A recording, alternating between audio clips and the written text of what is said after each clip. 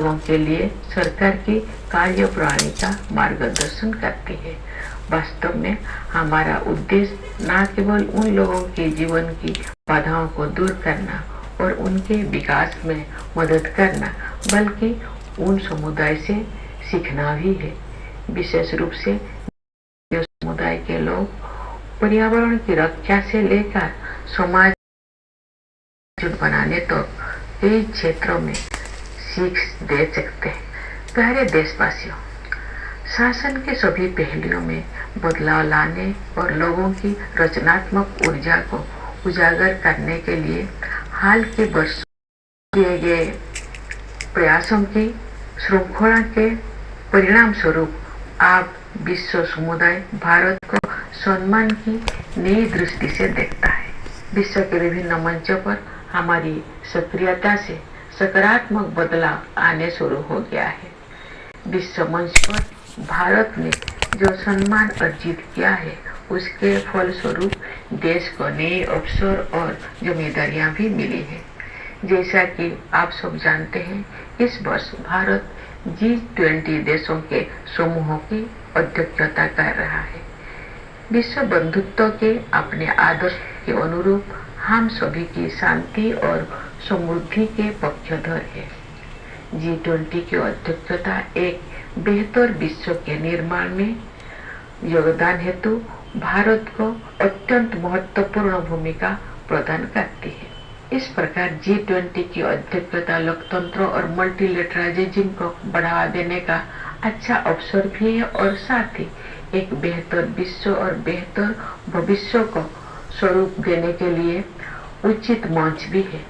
मुझे विश्वास है कि भारत के नेतृत्व में G20 अधिक न्यायपरक और स्थिरतापूर्ण विश्व व्यवस्था के निर्माण के अपने प्रयासों को और आगे बढ़ाने में सफल होगा। G20 के सदस्य देशों के कुल मिलाकर विश्व की आबादी में लगभग 2/3 और ग्लोबल GDP में लगभग 85% हिस्सा है। इसलिए ये वैश्विक चुनौतियों पर चर्चा करने और उनके समाधान के लिए एक आदर्श मंच है। मेरे विचार से ग्लोबल वार्मिंग और जलवायु परिवर्तन जिनका सामना शीघ्रता से करना है। वैश्विक तापमान बढ़ रहा है और मौसम में बदलाव के चरम रूप दिखाई पड़ रहा है। हमारे सामने एक गंभीर दुविधा है।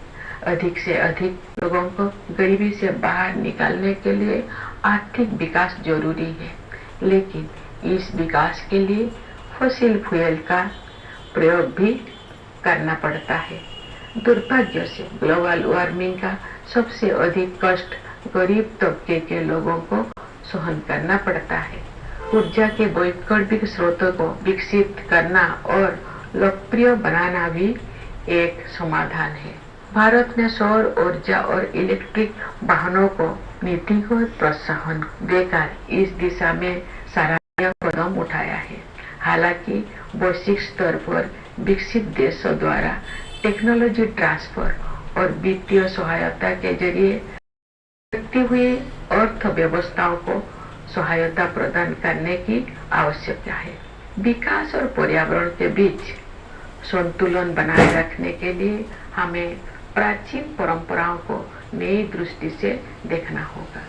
हमें अपनी मूलभूत प्राथमिकताओं पर भी पुनर्विचार करना होगा। परंपरागत जीवन मूल्यों के वैज्ञानिक आयामों को समझना होगा। हमें एक बार फिर प्रकृति के प्रति सम्मान का भाव और अनंत ब्रह्मांडों के सम्मुख विनम्रता का भाव जागृत करना होगा। मैं इस बात पर ध्यान आकर्षित करना चाहूंगी कि महात्मा गांधी आधुनिक युग के सच्चे भविष्य द्रष्टा थे, क्योंकि उन्होंने अनियंत्रित औद्योगिकरण से होने वाले आपदाओं को पहले ही भाप लिया था और दुनिया को अपने तौर तरीकों को सुधारने के लिए सचेत कर दिया था। अगर हम चाहते हैं कि हमारे बच्चे इस धरती पर सुखमय जीवन बिताएं, तो हमें अपनी जीवन शैली को बदलने की जरूरत है। इस संदर्भ में सुझाए गए परिवर्तन में से एक भोजन से संबंधित है। मुझे ये जानकर प्रसन्नता हुई है कि संयुक्त राष्ट्र ने भारत के सुझाव को स्वीकार किया है और वर्ष 2023 को the international year of millets घोषित किया है। बाजरा जैसे मोटे अनाज हमारे आहार के मुख्य तत्व हुआ करते थे। समाज के सभी वर्ग उन्हें फिर से पसंद करने लगे हैं। ऐसे अनाज पर्यावरण के अनुकूल है क्योंकि कम पानी में ही हो जाता है। ये अनाज उच्च स्तर का पोषण भी प्रदान करते हैं। यदि अधिक से अधिक लोग मोटे अनाज को भोजन में शामिल करेंगे तो पर्यावरण संरक्षण में सहायता होगी और लोगों के स्वास्थ्य में भी सुधार होगा। गणतंत्र का 1 और वर्ष बीत चुका है और एक नया वर्ष शुरू हो रहा है।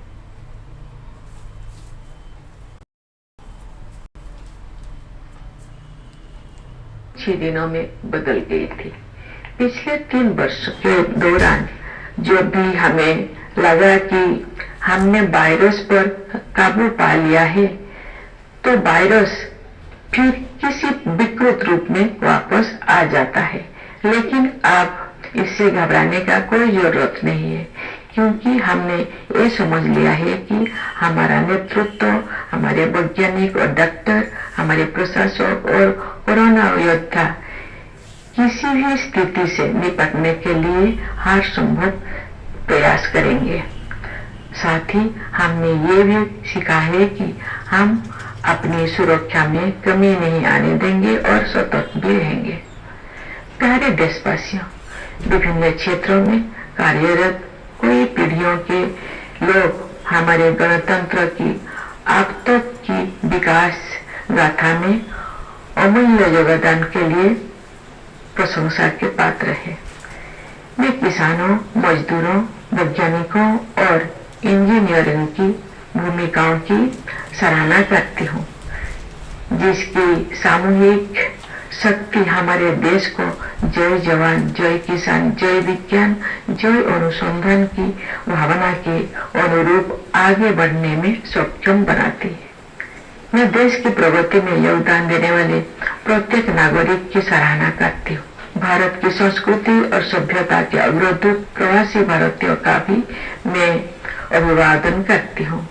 इस अवसर पर मैं उन बहादुर जवानों की विशेष रूप से सराहना करती हूँ जो हमारी सीमाओं की रक्षा करते हैं और किसी भी त्याग तथा बलिदान के लिए सदैव तैयार रहते हैं।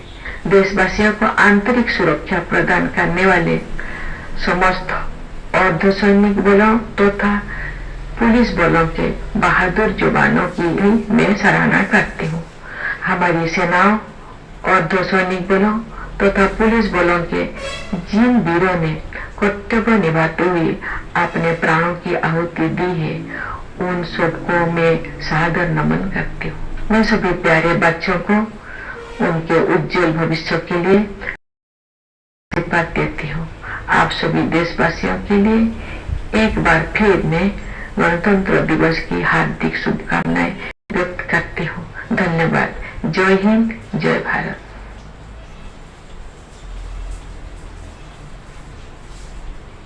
Dear fellow citizens, Namaskar. On the eve of the 74th Republic Day, I extend my heartiest greetings to every Indian at home and abroad. From the day the Constitution came into effect to the present day, it has been an amazing journey that has inspired many other nations.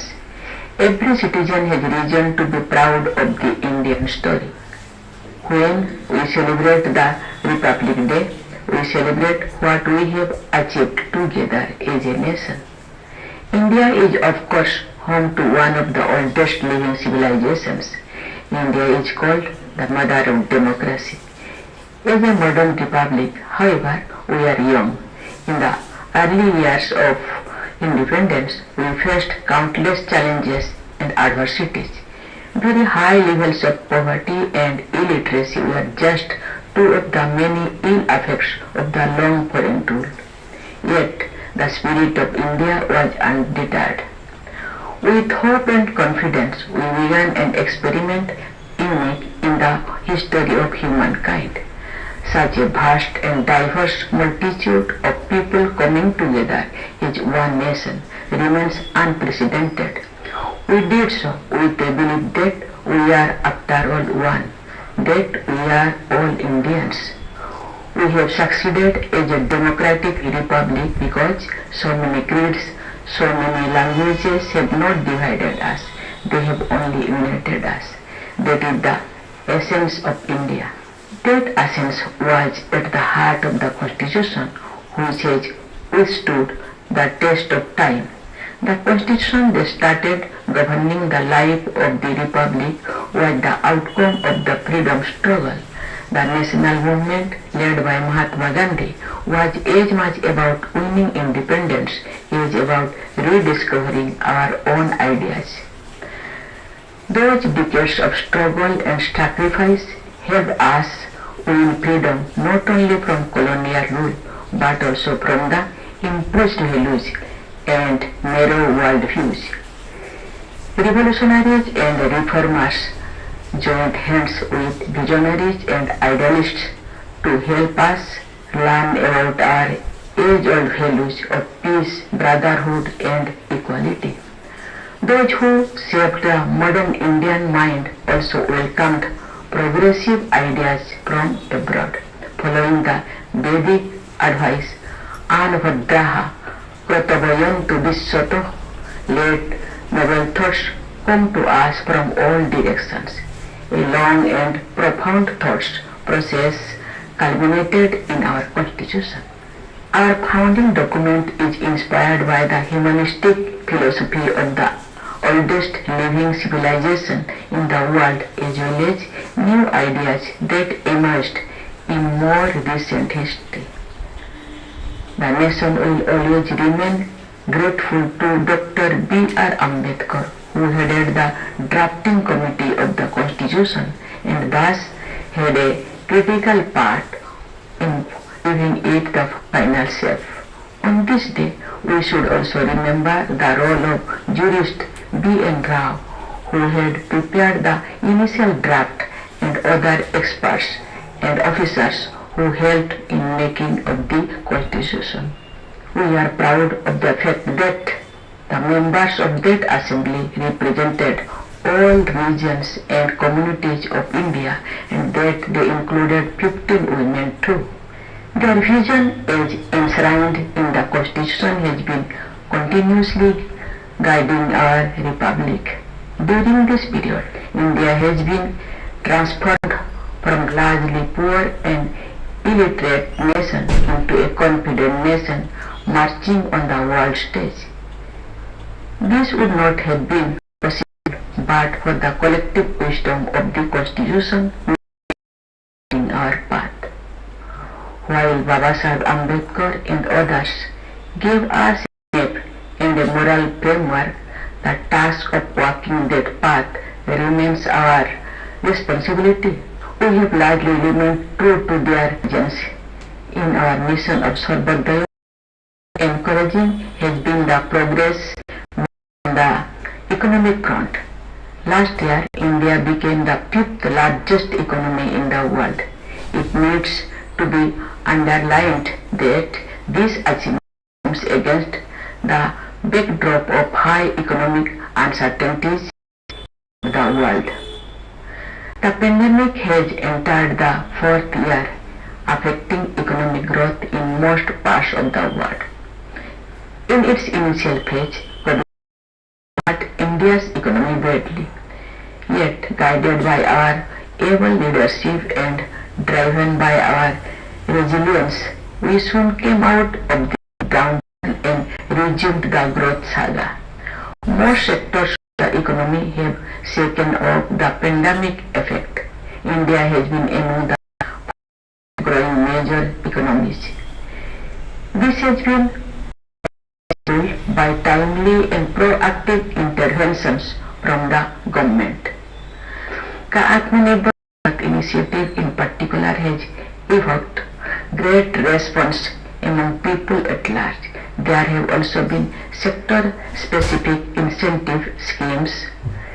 It is a matter that those on the margins have also been included in schemes and programs, and they have been helped in tiding over difficulties.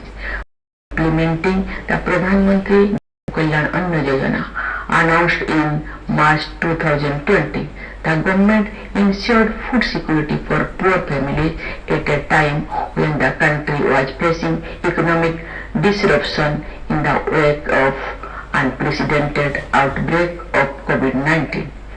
Because of this help, no one had to go hungry, keeping the welfare of poor families paramount. The duration of this scheme was extended successively, benefiting about 81 crore fellow citizens. Further extended assistance, the government has announced that even during the year 2023, the beneficiaries will get their monthly ration free of cost. Historic move. The government has undertaken the responsibility of caring for the weaker sections while also allowing them to benefit from economic development. With the economy on a sound footing, we have been able to begin a series of praiseworthy initiatives. The ultimate goal is to create an environment in which all citizens can, individually and collectively, realize their true potential. As education builds the right foundation for this purpose, the National Education Policy has introduced ambitious changes. It rightly addresses the twofold aims of education as an instrument of economic and social empowerment and as a means to explore truth. The policy makes our civilizational lessons relevant for contemporary life, while also preparing the learner for the 21st century challenges. The National Education Policy appreciates the role of technology in expanding and deepening the learning process. As we have come to realize since the early days of COVID-19, technology offers life-changing possibilities. The Digital India Mission is striving to make information and communication technology inclusive by bridging the rural-urban divide. More and more people in far-flung places have been reaping the benefits of the Internet and are receiving a variety of services provided by the government as the infrastructure expands. We have reasons to be proud of our achievements in the domain of science and technology. India has been among the handful of pioneers in space technology. As long-pending reforms in this sector are underway, private enterprises are now invited to join the quest.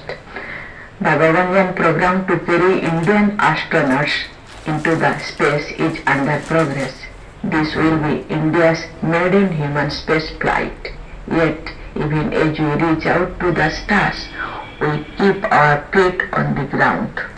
India's Mars mission was powered by a team of extraordinary women, and our sisters and daughters are not far behind in other areas too. Women's empowerment and gender equality are no longer mere slogans, as we have made great progress towards these ideals in recent years. With people's participation in Beti Bachao Beti Padhao campaign, women's representations have been rising in every sphere of activity. During my visits to various states, educational institutions, and while meeting delegations of various professionals, I am amazed by the confidence of young women. I have no doubt in my mind that they are the ones who will do most to save tomorrow's India. What miracles cannot be achieved if this half of the population is encouraged to contribute to nation building to the best of their ability. The same vision of empowerment guides the government's approach to the marginalized communities, including the scheduled caste and scheduled tribes. In fact, the aim is not only to remove hurdles and help them in development, but also to learn from them. Tribal communities in particular have rich lessons to offer in many areas, ranging from protecting the environment to making the society more cohesive. Dear fellow citizens, as a result of a series of initiatives in recent years to transform all aspects of governance and unleash creative energies of people, the world has started to look at India with a new sense of respect. Our interventions in various world forums have started making a positive difference. The respect that India has earned on the world stage has resulted in new opportunities as well as responsibilities. This year, as you know, India holds the presidency of the Group of 20 Nations. With our motto of universal brotherhood, we stand for peace and prosperity of all. Thus, the G20 presidency is an opportunity to promote democracy and multilateralism and the right forum for shaping a better world and a better future. Under India's leadership, I am sure G20 will be able to further enhance its efforts to build a more equitable and sustainable world order. As G20 represents about two-thirds of the world population and around 85% of global GDP, it is an ideal forum to discuss and find solutions for global challenges. To my mind, global warming and climate change are the most pressing among them. Global temperatures are rising and incidents of extreme weather are increasing. We are faced with the dilemma to lift more and more people out of poverty. We need economic growth, but that growth also comes from fossil fuel. Unfortunately, the poor bear the brunt of global warming more than others.